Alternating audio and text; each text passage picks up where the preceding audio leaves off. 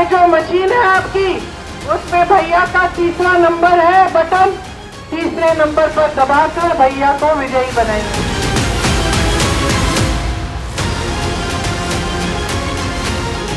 राहुल गांधी देश भर में कांग्रेस प्रत्याशियों के लिए जनसभाएं कर रहे हैं और अमेठी रायबरेली की जिम्मेदारी प्रियंका ने अपने कंधों पर उठा ली है। प्रियंका रायबरेली की गलियों में घूम घूम कर राहुल के लिए वोट मांग रही हैं और हमला सीधे प्रधानमंत्री मोदी पर कर रही हैं। सबसे बड़ा कायर इस देश में इस देश का प्रधानमंत्री है, जान लो ये बात। सिर्फ कायर सवालों से भरता है। राहुल भैया बदलेंगे, लेकिन तब बदलेंगे जब आप जागरूक होंगे और आप समर्थन देंगे। सुबह से शाम तक रायबरेली में प्रियंका कहीं रैली करती दिखाई दे रही तो कहीं नुक्कड़ सभा। चुनाव प्रचार का यह सिलसिला देर शाम तक जारी रहता है। बुधवार की रात प्रियंका एक ऐसे चौराहे पर पहुंची जहां ना तो लाइट थी न माइक। लोगों ने मोबाइल का टॉर्च जलाया और प्रियंका कार की छत पे खड़ी होकर भाषण देने लगी। आपकी पुरानी परंपरा रही है, आप हमेशा लोकतंत्र के लिए लड़े हो और किया आपने हमेशा इस देश की राजनीति की दिशा दिखाई है और बनाई है। प्रियंका न सिर्फ राहुल के लिए वोट मांग रही हैं, बल्कि राजीव गांधी और इंदिरा गांधी का जिक्र करना भी नहीं भूल रही।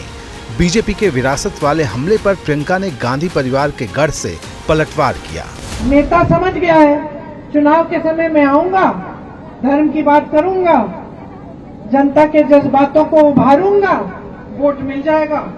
एक जमाने में आप इंदिरा जी की जवाबदेही लेते थे। राजीव गांधी जी आते थे, प्रधानमंत्री थे, आते थे, महिलाएं उनसे पूछती थी, अच्छा भैया आपने कहा था कि यहाँ पे आप नलका लगवाएंगे, ये नलका नहीं लगा है। प्रियंका चाहे जितनी ताकत लगाएं, बीजेपी इस बार अमेठी के साथ साथ रायबरेली की जीत को लेकर भी आश्वस्त है।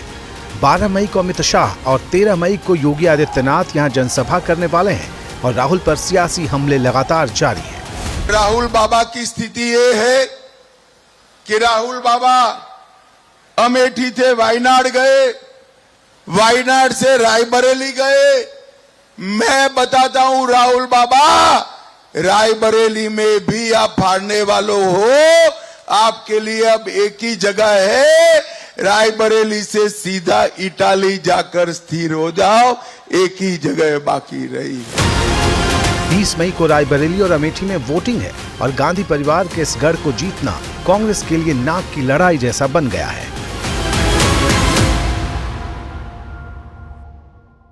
बाकी समय आपके लिए सिर्फ 5 किलो का राशन है बस, और इस 5 किलो के राशन में किसी का पेट नहीं भर रहा है।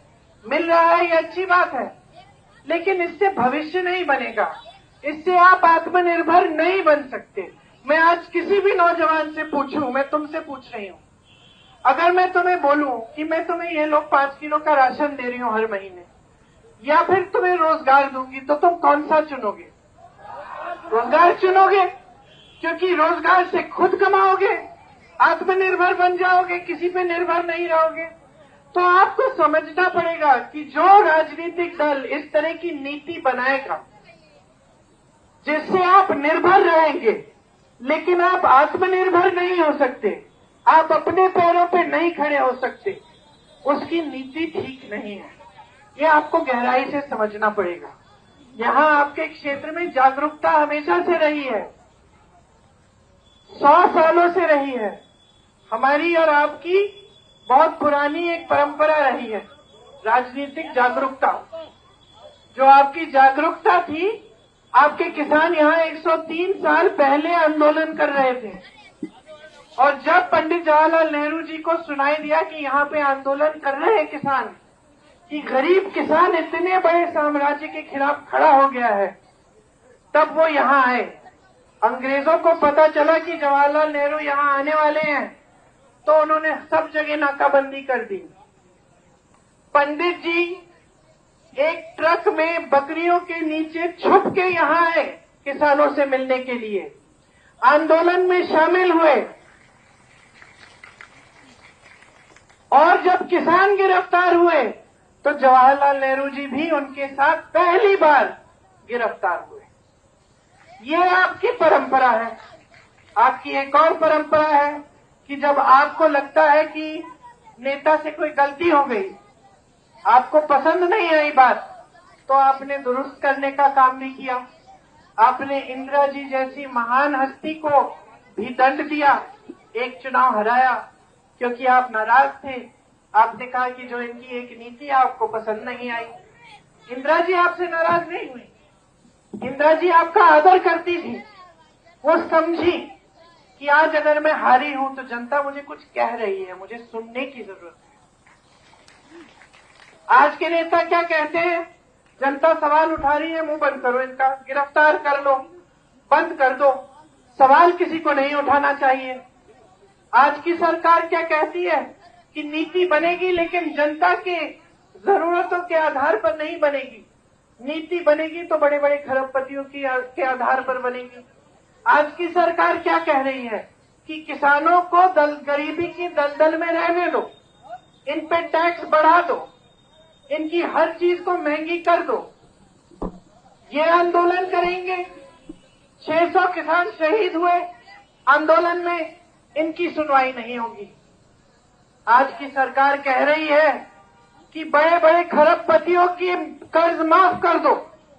16 लाख करोड़ रुपए उनके माफ किए, किसानों का 1 रुपया माफ नहीं किया। जो कानून लाने वाले थे, जो कानून किसानों वाले कानून लाने वाले थे, जिसके खिलाफ तमाम देश के किसानों ने आंदोलन किया 2 साल पहले, वो कानून क्या थे? वो कानून यही थे कि खेती किसानी भी बड़े खरबपतियों को सौंप दी जाए। तो आपको समझना पड़ेगा अपनी जागरूकता से, ये जो जागरूकता की परंपरा है यहाँ की, कि आज देश में क्या हो रहा है और क्या परिस्थितियां बन रही हैं। आपका जीवन जो आप जी रहे हैं, जो संघर्ष आपके हैं, ये एक सच्चाई है। दूसरी तरफ आप टीवी पे, इश्तिहारों में, बड़ी बड़ी होर्डिंग पे ये देख रहे हैं कि देश आगे बढ़ रहा है, फूल रहा है, फल रहा है, मोदी जी दिख रहे हैं, हमेशा किसी बड़े बड़े इवेंट में जा रहे हैं। तो आपको समझना पड़ेगा कि ये सच्चाई, जो आपकी सच्चाई है, क्यों नहीं दिख रही है। जब चुनाव के समय चर्चा होती है, टीवी चलाते हैं, तो क्या चर्चा हो रही है? हमेशा धर्म के आधार पर चर्चा होगी, जाति के आधार पर होगी।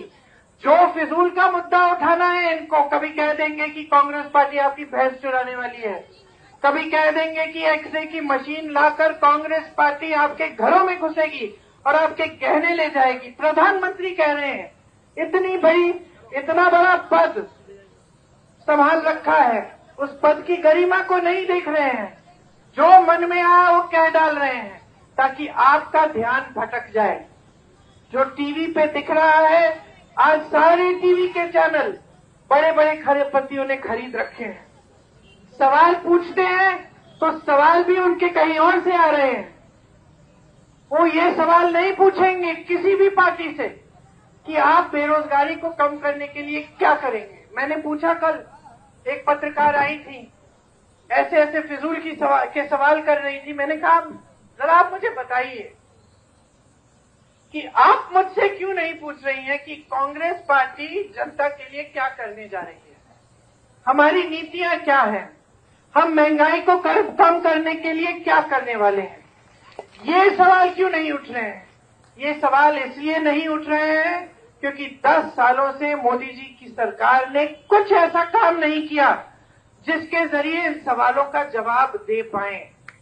रोजगार नहीं बनाए, महंगाई कम नहीं की, जितने बड़े बड़े वादे किए थे 2 करोड़ रोजगार देंगे, नहीं दिए।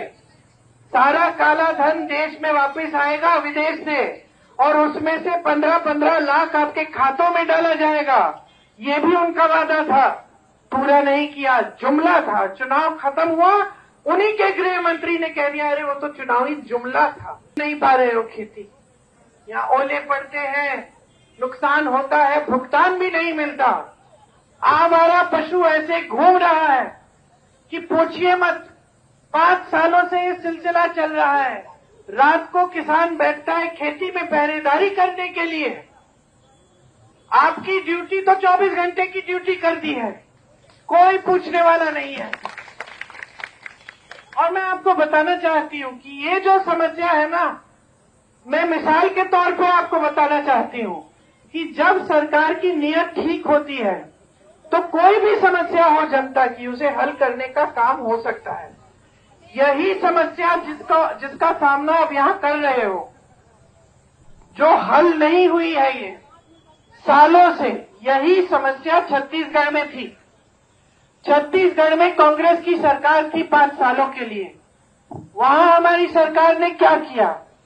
गौशालाओं को एकदम मजबूत बना दिया, गौशाला में हर सुविधा दे दी, वहां पे महिलाओं को रोजगार मिल गए, महिलाएं 60-70 हजार रुपए कमाने लगी, जो दूध मिलता था उसको गांव-गांव में बेचते थे। गोबर को सरकार खरीदने लगी ताकि गोबर हम खरीदेंगे, तुम हमारा पशु को अपने यहां रखो, उसकी देखभाल करो, हम गोबर खरीदेंगे ताकि तुम्हारी आमदनी बन जाए। नुकसान आपका भी नहीं होगा, सरकार का भी नहीं होगा, खेती का भी नहीं होगा। यहाँ के गौशालाएं देखिए, चारा नहीं है, पानी नहीं है, छत नहीं है, छप्पर भी नहीं है। गौ माता की बात करते हैं, धर्म की बात करते हैं, फिर जहां देखो गौ माता धूप में लेटी हुई है, तड़प रही है, पानी नहीं है, खाने को नहीं है।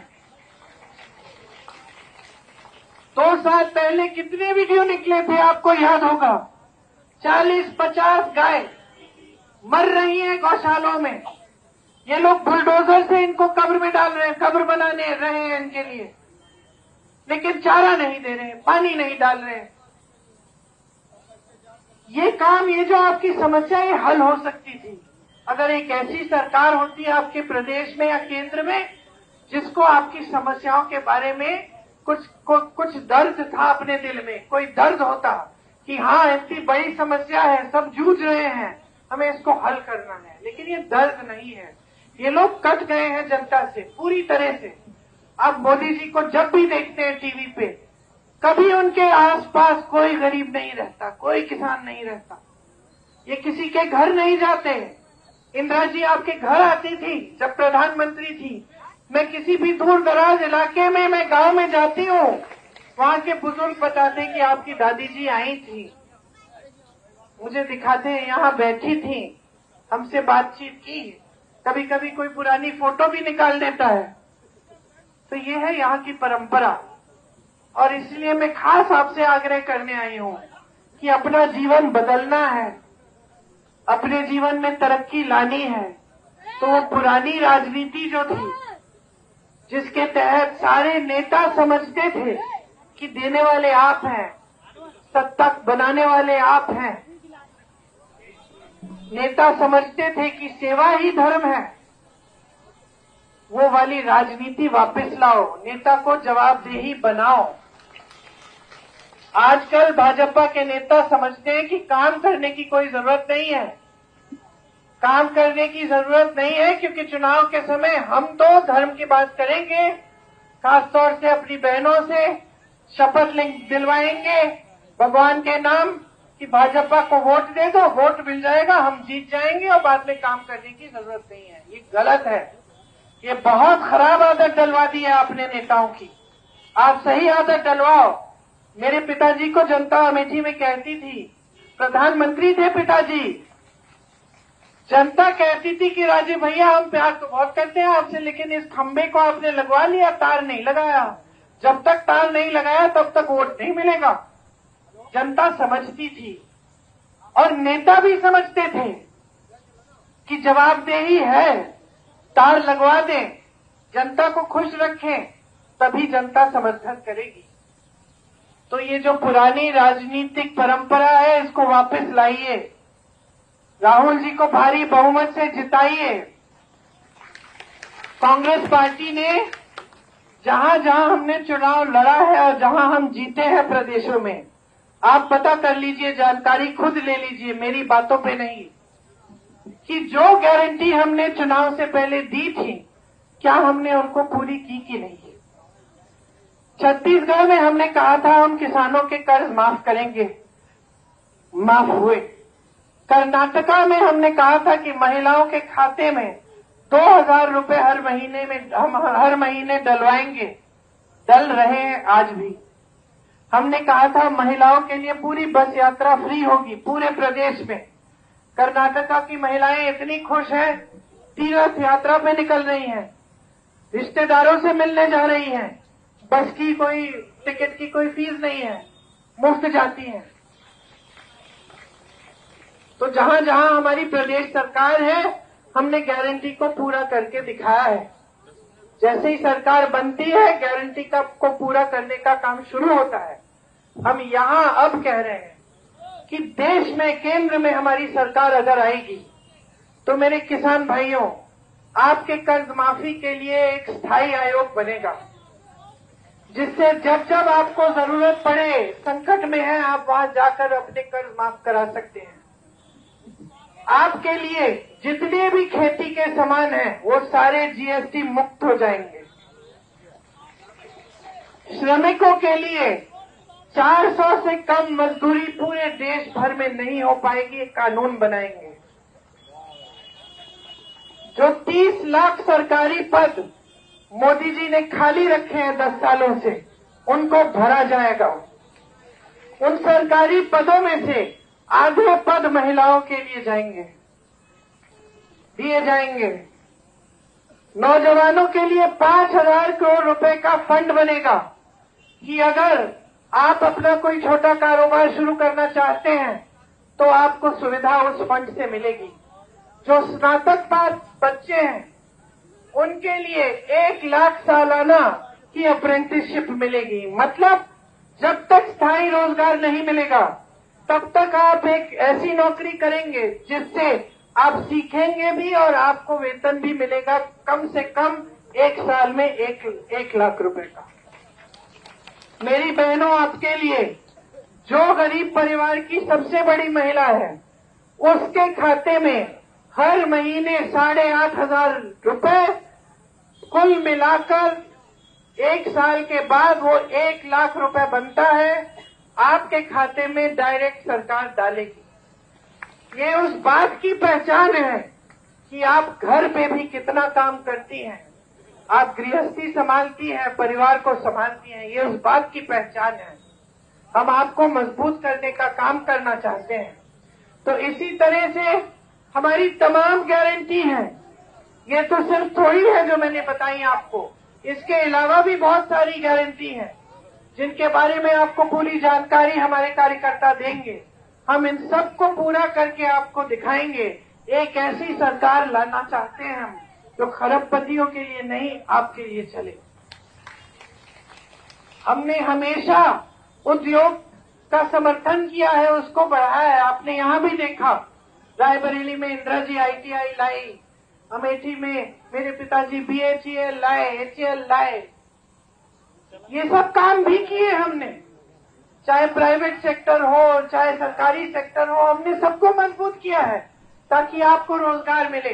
लेकिन ऐसा कभी नहीं हुआ है कि 5-6 खरबपति पूरी देश की संपत्ति ले रखे हैं, उनको दिया जा रहा है सरकार के द्वारा, और बाकी जो जनता है 90% जनता वो खाई नहीं रह रही है।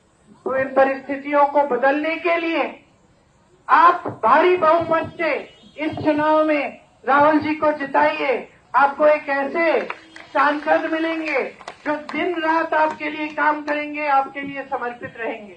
ये मैं दावे के साथ कह सकती हूँ। डरते नहीं हैं, झुकते नहीं हैं। जहां अन्याय देखते हैं वहां अन्याय के खिलाफ खड़े रहते हैं। कोई इनको दबा नहीं सकता, कोई इनको डरा नहीं सकता। ये आपके हैं और आपके ही रहेंगे। आप सबको बहुत बहुत धन्यवाद। आप सबको बहुत बहुत धन्यवाद।